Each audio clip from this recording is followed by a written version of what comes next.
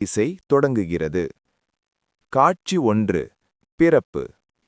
இருள் சூழ்ந்த உலகில் ஒரு புதிய விடியலாய் பெத்லகேமின் ஒரு சாதாரண மாட்டுத் தொழுவத்தில் எளிமையின் உருவாய் வந்துதித்தார் இயேசு. வான்மீன் காட்டிய வழியில் ஞானிகளும் தூதர்கள் சொன்ன செய்தியில் இடையர்களும் அந்த பாலகனை போற்றி வணங்கினர். காட்சி 2. இளமை மற்றும் போதனை.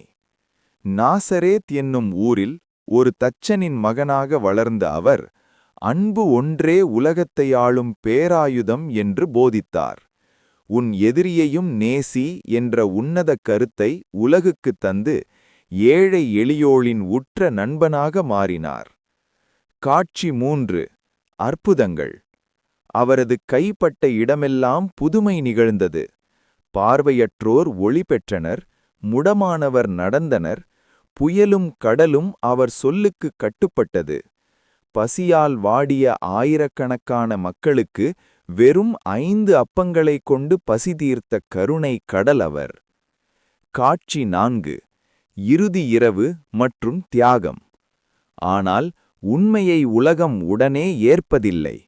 துரோகத்தால் காட்டிக் கொடுக்கப்பட்டு அநீதிமன்றத்தில் நிறுத்தப்பட்டார். முள்முடி சூட்டப்பட்டு பாரமான சிலுவையை சுமந்து கல்வாரி மலை நோக்கி நடந்தார். தன் உடலை சிதைத்தவர்களுக்காகவும் தந்தையே இவர்களை மன்னியும் என்று சிலுவையிலிருந்தே வேண்டிய தியாகத்தின் சிகரம் அவர். உயிர்ப்பு. முடிவு. மரணம் அவரை வெல்லவில்லை.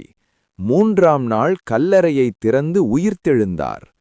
அன்புக்கும் மன்னிப்புக்கும் அழிவில்லை என்பதை உலகுக்கு உணர்த்திய அவர் இன்றும் கோடிக்கணக்கான மக்களின் இதயங்களில் நம்பிக்கையாகவும் ஒளியாகவும் வாழ்ந்து வருகிறார்.